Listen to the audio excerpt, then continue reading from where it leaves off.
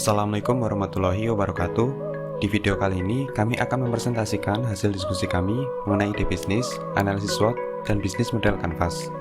Sebelum kami memulai pemaparan materi, saya akan memperkenalkan anggota kelompok kami yang terdiri dari yang pertama ada Anggi Dwi Septian dengan 3 digit PIN terakhir 180, kemudian ada Devan Regiana 191, kemudian ada Maulana Zaki Bahtiar 194, kemudian ada Muhammad Musa Ibrahim 190, yang terakhir ada Suryono Dayatur Rahman 176. Pada pemaparan materi ini, kami mengangkat ide bisnis digital marketing agency. Digital marketing agency adalah suatu agensi yang membantu pemasaran suatu perusahaan dengan cara menghadirkan perusahaan mereka di lingkungan digital untuk menjangkau konsumen yang lebih luas. Alasan kami memilih ide bisnis digital marketing agency adalah karena di Purwokerto dan sekitarnya masih banyak pengusaha yang belum menggunakan platform digital dengan maksimal untuk memasarkan produk atau jasa layanannya. Adapun materi yang akan kami paparkan meliputi analisis SWOT, matriks SWOT, dan bisnis model Canvas. Kemudian apa itu analisis SWOT? Analisis SWOT adalah suatu teknik perencanaan strategi yang bermanfaat untuk mengevaluasi kekuatan, strength, dan kelemahan, weakness, peluang, opportunities, dan ancaman, threats dalam suatu bisnis. Kemudian, adapun analisis SWOT dari ide bisnis digital marketing agency. Kemudian, yaitu yang pertama strengths, SDM berkualitas, kemudian memilih komputer dan teknologi yang up-to-date. Kemudian poin kedua ada weaknesses, harga produk relatif mahal, belum memiliki kantor offline. Kemudian untuk opportunities, poin pertama masih jarang digital marketing agency di daerah sekitar. Kemudian yang terakhir threats, media sosial yang ada berlomba-lomba untuk membangun marketplace pribadi.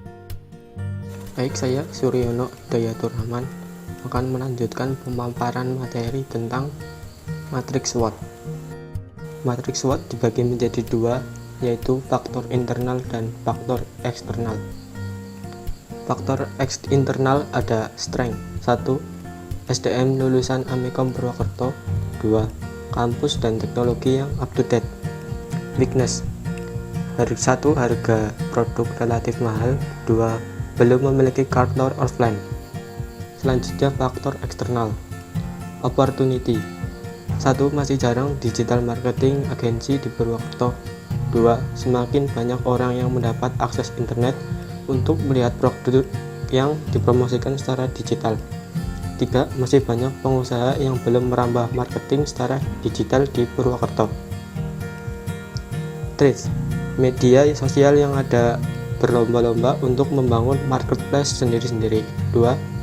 Pengembangan aplikasi yang mendukung pembuatan iklan digital sehingga orang-orang dapat membuat iklan sendiri. Selanjutnya, strategi SO atau Strength Opportunity. 1. Menambah relasi selain lulusan Amikom. 2. Mempunyai komputer dan teknologi yang up to date. Strategi WO atau Weakness Opportunity. 1. Meningkatkan kualitas produk. 2. Perlahan menabung untuk membangun kantor offline. 3. Belajar bagaimana cara untuk promosi. 4. Menjalin relasi dengan pelanggan. Selanjutnya strategi ST atau Strength Street. 1. Memanfaatkan kemudahan yang disediakan dari aplikasi untuk membuat iklan. 2. Membangun marketplace bersama-sama agar tidak kalah dengan marketplace lain. Strategi WT atau Weakness Street.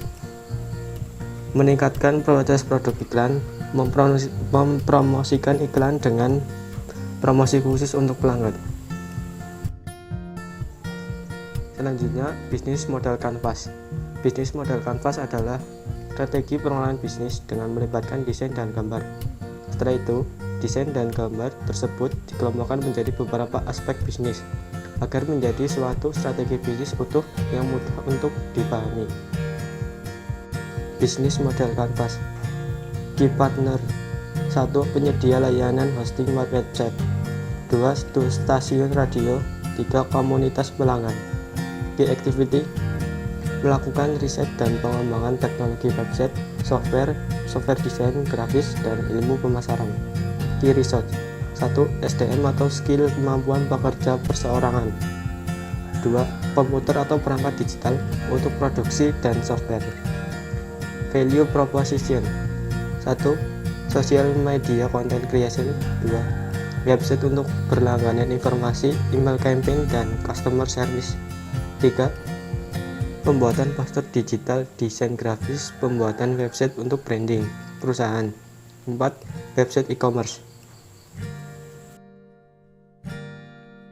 Baik, nama saya Muhammad Musa Ibrahim akan melanjutkan pemaparan materi yaitu Customer Relationship.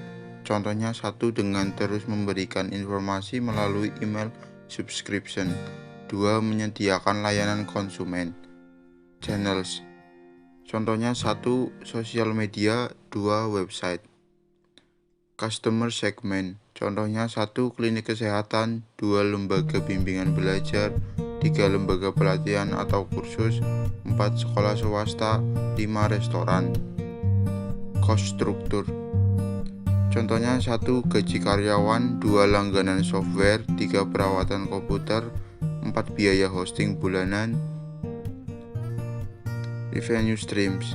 Contohnya 1. Hasil penjualan iklan. 2. Hasil penjualan website. 3. Hasil penjualan konten media sosial. Setelah itu, berikut adalah pengertian dan contoh ide PMC dari kelompok kami. Yang pertama, Key Resource. Key Resource adalah aset yang dibutuhkan untuk menawarkan dan menyampaikan value proposition. Contohnya 1. SDM atau skill, kemampuan pekerja perseorangan. 2. Komputer atau perangkat digital untuk produksi dan software. Yang kedua, revenue streams. Revenue streams adalah pendapatan dihasilkan dari proporsi nilai yang ditawarkan dengan sukses ke customer. Contohnya 1. Hasil penjualan iklan. 2. Hasil penjualan website. 3. Hasil penjualan konten media sosial. Yang ketiga, activities.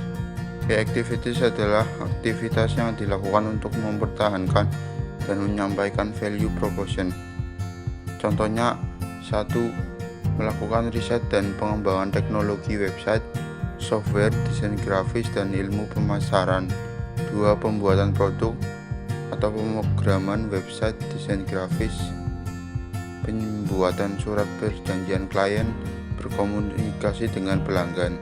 3. Pemasaran layanan yang kita berikan dan sarana untuk layanan pelanggan.